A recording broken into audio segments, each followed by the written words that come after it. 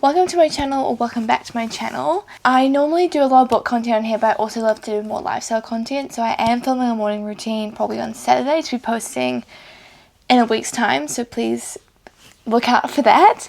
But today I thought I would do my ultimate book tag video.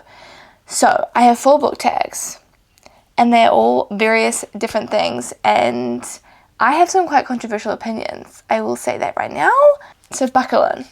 I still haven't read a book like this. The ending pissed me off so bad. My toes were crawling. I was like, oh my god. I was so worried for everyone in that book.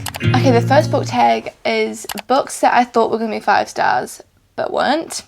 The first one is a young adult novel, which I don't normally read young adult novels because I find them a bit too weak or predictable, and that's exactly what this book was. This book is The Headmaster's List by Melissa de la Cruz. There's nothing inherently wrong about this book, it's just that YA novels typically are not as descriptive and not as in-depth in the story as I normally would like. I wanted to read something that was easy and I could read in a few days, and that's exactly what this book provided.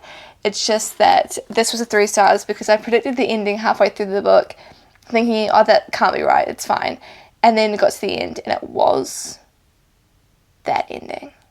So I would just have loved to see more of the character development. Out of most young adult books that I've read, this book has been the most one of the most descriptive books I've read in that genre. But if you want to read a crime novel, read a Freida McFadden book, don't start with one of these.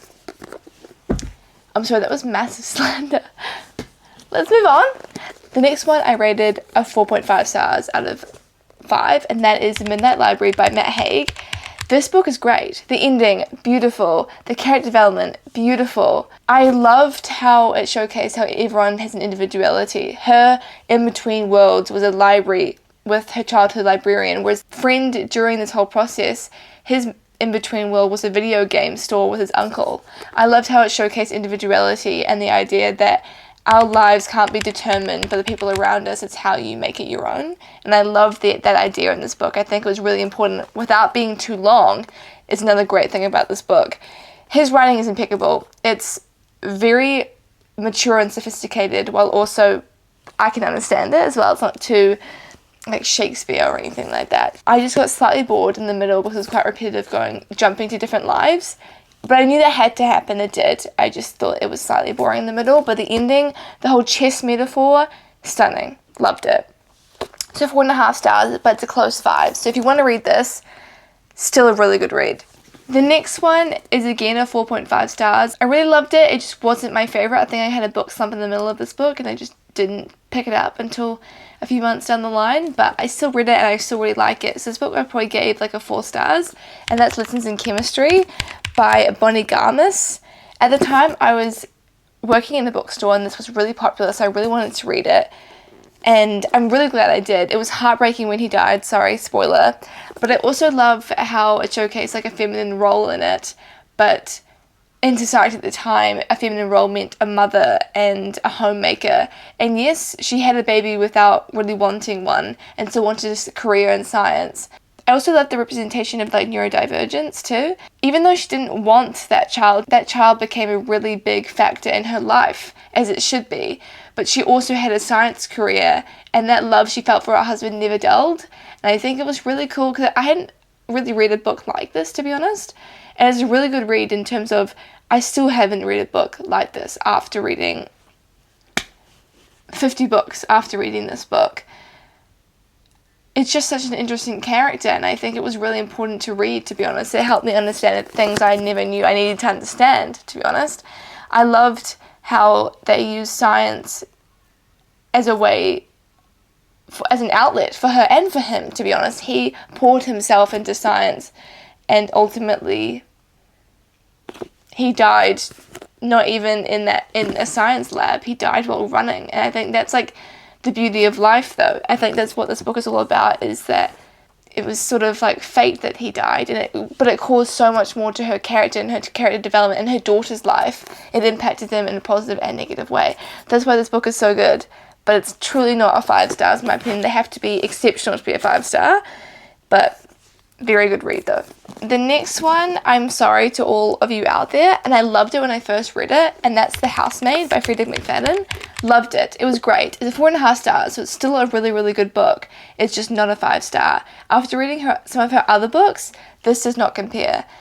I think this book had a bit of unbelievability and also not a lot of character development for the other smaller characters like Enzo, the daughter. I wanted to know more about those characters, and all I got was Millie, which I know Millie's the main character, but that daughter had so much to deal with and so little page time, and I really wanted more from her. So there are other books which I'll talk about later, but it's still a really good book. I still would very much recommend to read it. It's just not my favourite out of Freida McFadden's books. The last one in this book tag is a bit of a rogue, and I know I'm reading the latest Hunger Games book, which is Sunrise and the Reaping, but this one, The Ballad of Songbirds and Snakes, I absolutely hated. The start of it, great, but the ending ruined it. It became a 3.5 stars because of the ending. The ending pissed me off so bad. In the movie, which I never say this, it was slightly better in terms of they sort of like kind of weaved into the ending, whereas this I felt maybe I wasn't even listening, I wasn't focusing on something. This one I felt just went straight into the ending, and suddenly she was missing and he was bad Snow that we know and hate. And I was like, I know he's supposed to end that way, but there were so many redeeming qualities about him in the first half of that book. He knew so much, so how did he become that way? Was he just born innately like that, you know? Or was it the society he was brought up in? I don't know. But I know you have Tigress and things like that who needed to get to their end goal, which for Tigress is she's like shunned from the games and things like that. She's no longer beautiful and things like that. But how does he just go to become bad like that? How does he become President Snow? And I don't think that book answered that question, but I could be wrong about that. Maybe other people have different opinions, but in my opinion, that ending was shit, and I hated it. So 3.5 stars was given to this book after so many pages. Yeah, wasted my time. I'm so sorry. Okay, so the next book tag to rectify that situation is books that actually were 5 stars. Now, the first one I don't have in physical form because I read it on my Kindle because we don't actually, at the time, we didn't have it in New Zealand, and that is Never Lie by Freida McFadden. To say that I loved this book is an understatement. That book was so good. I hadn't really read much crime except like The Housemaid and things like that, so I just thought, okay, if Larry on TikTok is recommending this book, I'll read it. Oh my gosh, best decision I have ever made. So the main character, well, I guess there's 3 main characters, but like the character that it follows quite a lot is a therapist, but not just a normal therapist, she's a psychiatrist, I believe. She actually went through med school, but she helps patients that are going through severe mental illnesses, so like schizophrenia and things like that, so major mental illnesses. They come to her house and she like has a room and like she records all of her patients' meetings, I guess you'd call them. And as one of the other main characters goes through all of the tapes, you start to learn more and more about her as a character, and it is the most mind-boggling, kind of quite terrifying book I've ever read. If I could read that book for the first time again, I would. I can't recommend that book enough. It is so quite creepy, actually. I had to put the book down. My toes were crawling. I was like, oh my god. Like, I was so worried for everyone in that book. And the plot twist was unbelievable. So 5-star book, definitely. The next 5-star, I guess, series is, which I talked about on this channel a few times and on my TikTok, and that is the Ashes of Thesma series by Helen, oh lord, Sure, I'm so sorry, I can't pronounce that. All her books at Ashes of Thesma are all 5 stars to me. This ended on a cliffhanger. I loved it. I always love the first book. I think it really encapsulates the story a lot. Like Fourth Wing, like Akita, from Blood and Ash, they all encapsulate the story so much in that first book, and I think that first book is so important to the series. And then, of course, the second one, Thorns of Fire, was amazing, loved it, but the couple still couldn't be together, which irked me so bad, but it was still a great book. And then Silver and Smoke, the last one, I just read this, So good. I cried. I stayed up to 3 a.m. finishing this. It's a beautiful series, and I know I didn't read Legends of Thesma before this, but I really want to now, so I might film that on here to read that because it's so good. Well, that series was so good. So the next one, which I guess is similar to the 5-star read one, and that is books that are ingrained in my memory. Now there is a rogue one in this, because why not? But they're all pretty dark, these books. The first one, of course, is Fourth Wing. This is iconic. Everyone knows and loves her. I don't need to talk about this too much. She's great. I didn't really love Iron Flame, but I actually quite liked Onyx Storm. Hot take. I thought it was heart-wrenching, and I thought it was really good. But the first one, of course, is amazing. And I know she had to redeem a few, like she had to change a few things in the next couple of books, but that is because she's a romance writer. She's not a fantasy writer, and that's what you have to, when you read this, you have to know that. Her origins are in romance writing. She writes romance books, and that's why I like this, because it was a transition into fantasy that I needed, to be honest. There was a lot of romance, and the world building was easy to understand, and that's what I liked about this book. So, of course, it's ingrained in my memory, because I loved it. The next one is the Play of Prison series, and this is the first one. I don't have all of them, but all of them are ingrained in my memory.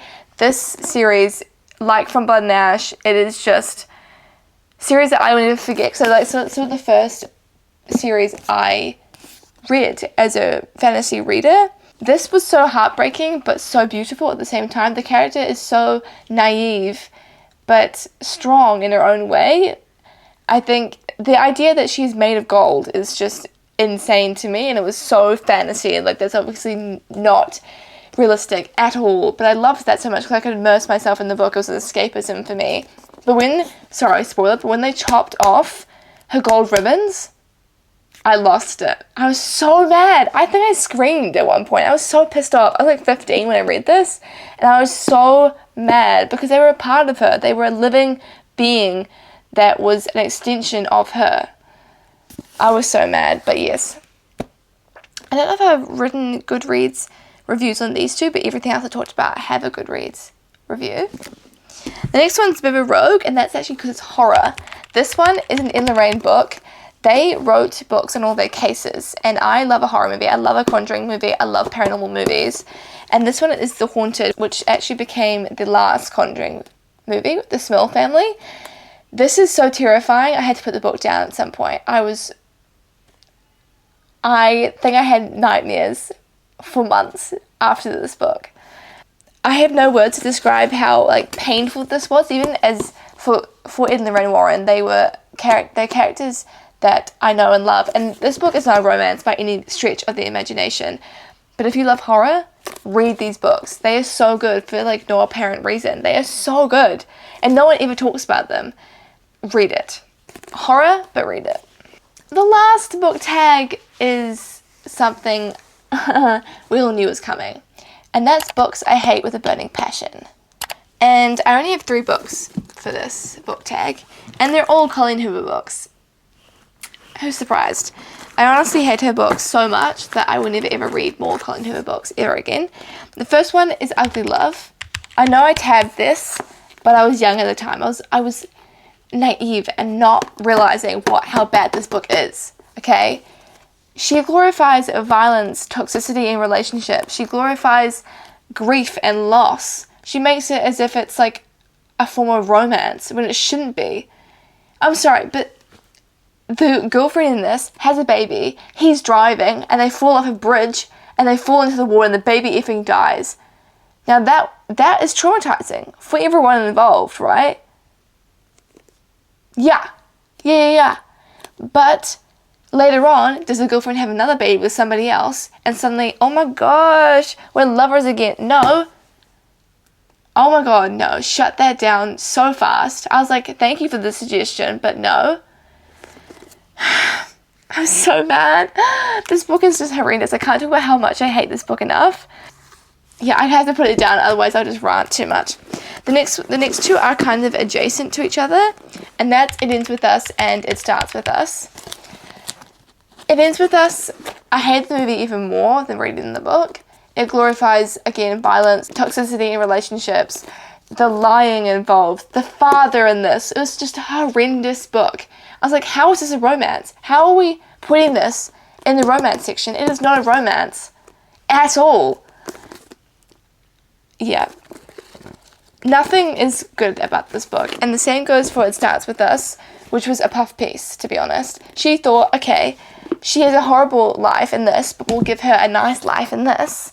This did not need to be written. This was not good. I know I tabbed this, and I got halfway through this, and I hated it, but I had to keep going because at the time, I couldn't DNF a book. I mean, at the moment, I'm still not great at DNFing a book, but this was a puff piece and did not need to be written. Again, not good. Not good at all. Wow, okay, I think I went through that really fast. I love these types of videos, and I've got so many more I could do about book tropes, about different book genres, authors. Let me know if you guys like these types of videos, and I'll make so many more because I love them so much. I hope you guys enjoyed this video and my rant. Please follow me on TikTok, Goodreads, Lemonade. I have 2 Instagrams as well. So please go follow me over there, and thank you guys so much for watching. Bye for now.